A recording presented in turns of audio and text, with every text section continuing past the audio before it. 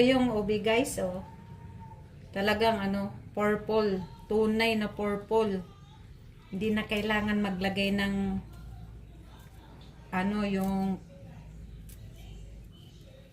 food coloring na color ubi. Kasi tunay talaga siya guys. Oh, ayun. Ito yung iba, oh. Ito yung ano, masarap gawing halayang ubi. Gawin ko to siyang ano, halayang ubi. Ito na siya guys, ginayat ko na. Pagkatapos kong binalatan, ito ginayat ko na. Ang ganda nitong ubi na to.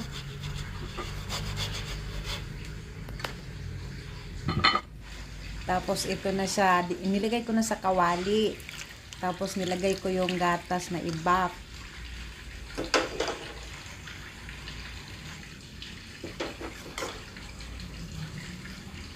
Tapos ito naman ang condense.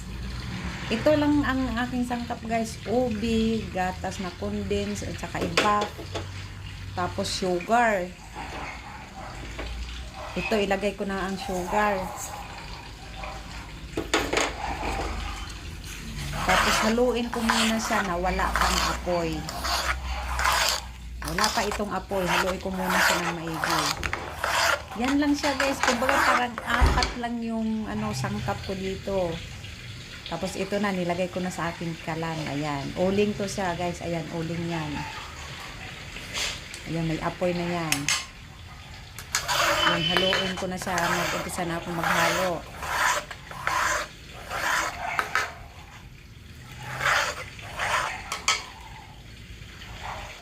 Tapos mga ilang minutes, ito na siya. Kumukulo na.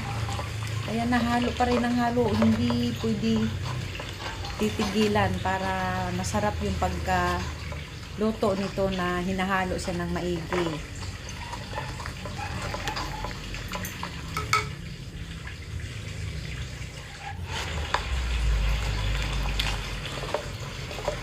Ayan na guys, sobrang lapot na niya. Medyo ano na nga eh, medyo matigas na yung paghalo. So, ayan, okay na yan siya. Pwede na yan. Alisin ko na sa apoy. Tapos, pagkatapos ng mga ilang minutes na malamig-lamig na, ito na siya. Nilagay ko na sa aking lagayan guys. Ayan na, oh. Yan. Hindi ako naglagay ng butter niyan at saka ano, gata or extra margarine. Wala. Napakasimple lang yan. Pero ang sarap dahil pure obin yan. Pure obi yan. Hindi ako naglagay ng kulay.